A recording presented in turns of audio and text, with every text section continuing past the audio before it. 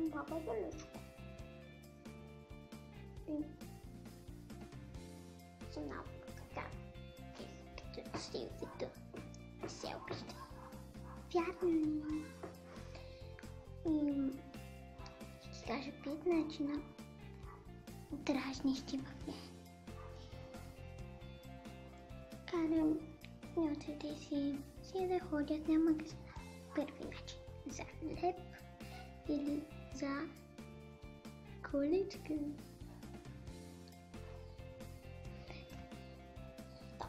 Втори. Карам да се обличат като проселко. Само това. Това е много дразнещо в мен. Ако искате да знаете още, гледайте втора част на това видео. Това е първи. Ако сте тъпи. Това ще е следващата част. И така.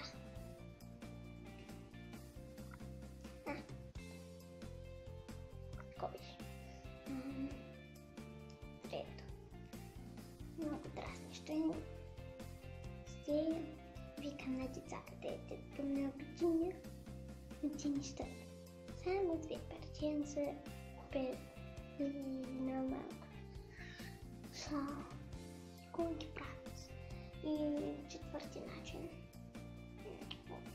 Аз пък четвърта точка е. Четвърта точка. Много дразнещо.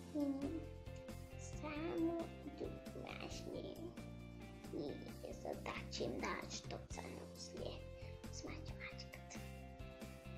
И така. Нали ви казвам. И пета част. Тоест, точно. Много обичам да дразня децата. Само ми говорят такива неща. Това не правят, само не работят, само мързелят. Това и помните коли беше това тригато, както беше на смапса. Страхова отсъствие. Любов, вентила. Не. Това е. Не ви казах сега. Ще има и втора част. И ти.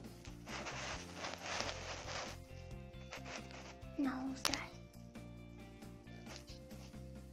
Ако щете да сте здрави. Нали са бебка?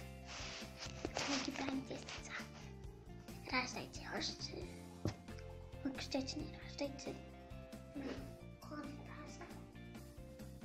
Аз съм голям. Чакайте. Мама ще е 6 начин.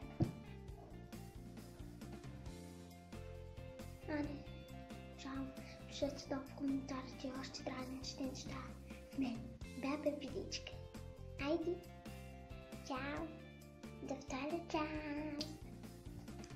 Чао.